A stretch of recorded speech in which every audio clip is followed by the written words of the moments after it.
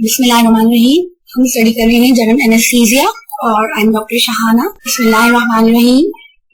Rabbi इश्रह ली सदरी वयस्सिर ली अमरी वहलुल उक़दतम मिन लिसानी यफ़क़हू क़ौली।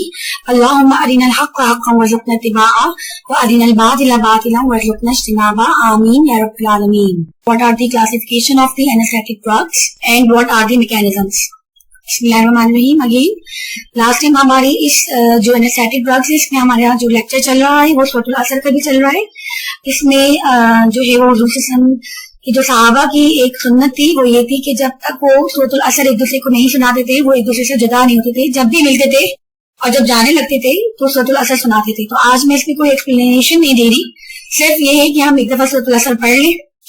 बिस्मिल्लाहिर्रहमानिर्रहीम। वल अस्र इन्नल इंसाना लफी खुस्र इल्लल्लज़ीना आमनू व अमिलुस्सालिहाति व तवासौ बिल हक़्क़ि व तवासौ बिस्सब्र। अल्लाह हमें इस पे मुकम्मल अमल करने की तौफीक अता फरमाए। आमीन या रब्बल आलमीन। अगर हम क्लासिफिकेशन की बात करते हैं एनेस्थेटिक ड्रग्स की तो there are two types of anaesthetics, inhalation anaesthetics and the IV anaesthetics या इंट्रावेनस एनेस्थेटिक्स। शॉर्ट प्रोसीजर्स के लिए आमतौर पर we will use IV anaesthetics.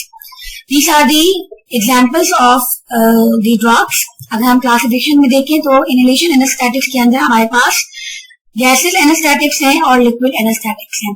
Gases anaesthetics में वो गैसेस हैं जो कि नेचुरली गैस फॉर्म में ही पाई जाती हैं और वो गैस चैम्बर में फिर पेशेंट को यूजिंग मास्क एक फ्लो रेट मेंटेन करके पेशेंट को दिया जाता है।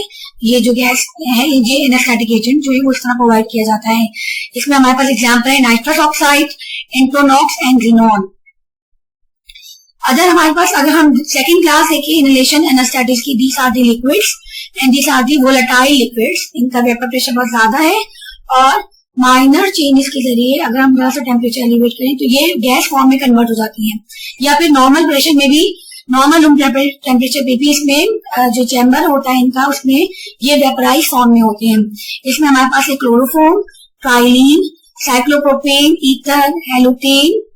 इसके बाद हमारे पास न्यूअर ड्रग्स हैं एनफ्लोरेन, आइसोफ्लोरेन, डैशफ्लोरेन, सीवोफ्लोरेन, मिथॉक्सीफ्लोरेन।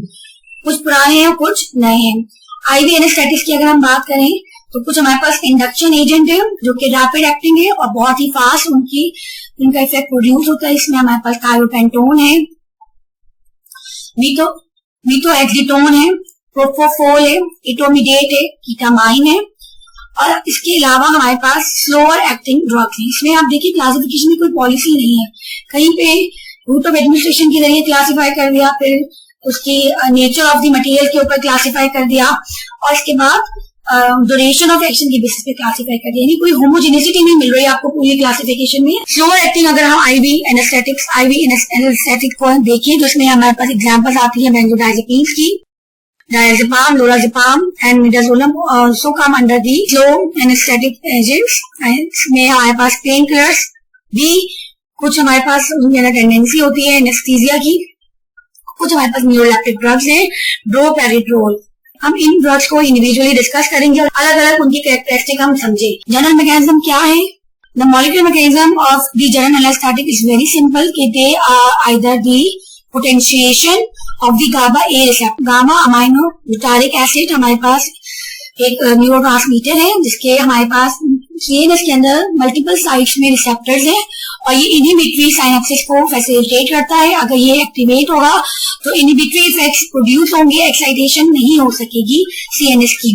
तो ये जो पोटेंशिएशन है it is observe by the halothane, propofol and etomidate. Sometime हमारे पास एनएमडीए रिसेप्टर्स एंटागनिस्ट हैं और ये हमारे पास फॉर एग्जांपल ड्रग है कीटामाइन एंड नाइट्रस ऑक्साइड। ये जो रिसेप्टर्स है ये एक्साइटेटरी पाथवे को फैसिलिटेट करते हैं एनएमडीए रिसेप्टर्स और अगर ये ब्लॉक होंगे तो एक्साइटेशन नहीं हो सकेगी। अगेन अगर हम रिसेप्टर्स की बात करें तो स्पेसिफिक रिसेप्टर्स यूजुअली नहीं होते, no specific receptors has been identified. Indeed जो केमिकली अनरिलेटेड कंपाउंड्स है, डाइवर्सिटी आपको नजर आएगी बहुत ज्यादा, केमिकली कोई आइडेंटिकल कंपाउंड्स नहीं है। जनरल एनेस्थेटिक्स जो है वो इंक्रीज कर रहे हैं गाबा की सेंसिटिविटी को और उसमें जो एंडोजीनस गाबा है वो अपने रिसेप्टर्स को ज्यादा ऑक्यूपाई करेगा. They will causing the prolongation of the inhibitory chloride ion, जो कि एक आयन चैनल है, गाबा से कनेक्टेड मेम्ब्रेनस आयन चैनल है, जो कि क्लोराइड कंडक्शन को कंट्रोल करता है. पोस्ट सिनेप्टिक न्यूरॉन्स है, उनको एक्साइट होने से रोकेंगे. जो मेन टारगेट है वो ब्रेन है. अगर हम वोलेटाइल एनेस्थेटिक्स की बात करें तो वो दूसरे हमारे पास इनहिबिटरी न्यूरोट्रांसमीटर है विच इज ग्लाइसिन, उसके भी रिसेप्टर्स प्रेजेंट है स्पाइनल कॉर्ड में. जो कि मोटर न्यूरॉन हमारे पास है, वहां पे ग्लाइसिन के रिसेप्टर्स प्रेजेंट होते हैं. तो कुछ हमारे पास वोलेटाइल एनेस्थेटिक्स जो है वो हमारे जो ग्लाइसिन के रिसेप्टर्स हैं उनके इफेक्ट्स को इनहांस कर देते हैं. कुछ हमारे पास इनहेलेशन एनेस्थेटिक्स ऐसे भी हैं जो कि एक्साइटेटरी इफेक्ट्स जो कि निकोटीन रिसेप्टर्स के हैं उनको जो है वो ब्लॉक करते हैं. इसीलिए जब हम इंडिविजुअल ड्रग करेंगे तो उसमें उसका स्पेसिफिक जो मैकेनिज्म है वो हम डिस्कस करेंगे. In short we can say कि जो मॉड्यूलेटरी इफेक्ट हैं वो इनहांस होंगे. ठीक है, ये हम डिवाइस शुरू में आई थिंक कर चुके हैं. सूरत अल-असर पढ़ लीजिए. हुजूर सल्लल्लाहु अलैहि वसल्लम ने खसारे से बचने की ये 4 शराइत बताई है. ये हमारी जिम्मेदारी है, ये हमारा मकसद है और आला दर्जा है और शराइत है कि हमें ईमान, अमल सालेह, तवासुल बिल हक और तवासुल बिस सब्र के साथ जिंदगी गुजारनी है. कल्बी यकीन हासिल करना है, हुकूकुल अल्लाह भी अदा करना है, हुकूकुल इबाद भी अदा करना है और इस्तिकामत के साथ करना है. छोड़ना नहीं है, अपने आप को भी नहीं छोड़ना कि अपने आप को बुराइयों से बचाना है. जाती मकसद, जाती तस्किया भी करना है और दूसरों का भला भी करना है, दूसरों का भी खैर करना है, दूसरों को भी जहन्नुम की आग से बचाना है. नियत खालिस रखनी है, अल्लाह के लिए काम करना है, मिलजुल कर काम करना है. और जब मुसीबत परेशानी आए तो फिर वो जो इमरान खान कहते हैं ना घबराना नहीं है, तो मजाक में मैं कह रही हूँ जोक में कि घबराना नहीं है, लेकिन अल्लाह ताला ने कहा है कि अगर आप घबराएंगे नहीं, डटे रहेंगे, परेशान नहीं होंगे और अच्छी अखलाक के साथ अपने काम को करते रहेंगे. किसी ने कहा कि आप इस्तिकामत सीखें तो शैतान से सीखें. कितना लगा हुआ है अल्लाह की ऊपर चैलेंज करने के लिए कि वो गलत काम को छोड़ता नहीं, तो हम नेक काम को क्यों छोड़ दें. तो कोशिश करें, जो नेकी करें उसका पौधा आप उसको पानी देते रहें, कंटिन्यू रहें और इस साइकिल को चलाते रहें. अपने आप को जिम्मेदार महसूस करें, अपनी जिम्मेदारी के साथ अपने आप को कोई मकसद डिफाइन करें, कोई मकसद बताएं, अपना कोई आला दर्जा कोई मकसद रखें. और उसमें शराइत ये है, शराइत मेनली अल्लाह की तरफ से बताई हुई शराइत ये है. तो अपने आप को इसके लिए राजी करें. अमले साले के लिए इंफरादी जिम्मेदारी भी है और इज्तिमाई जिम्मेदारी भी है. अल्लाह ताला हमें हमारे लिए इस काम को आसान फरमाए.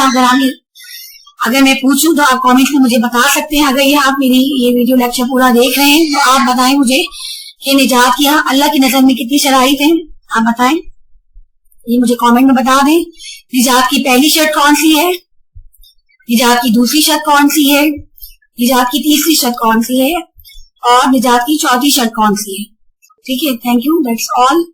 आखिर दावाना अनिल हम्दुलिल्लाहि रब्बिल आलमीन. सुब्हानक अल्लाहुम्मा नशहदु अन ला इलाहा इल्ला अंता नस्तगफिरुका व नतूबु इलैक. अस्सलामु अलैकुम.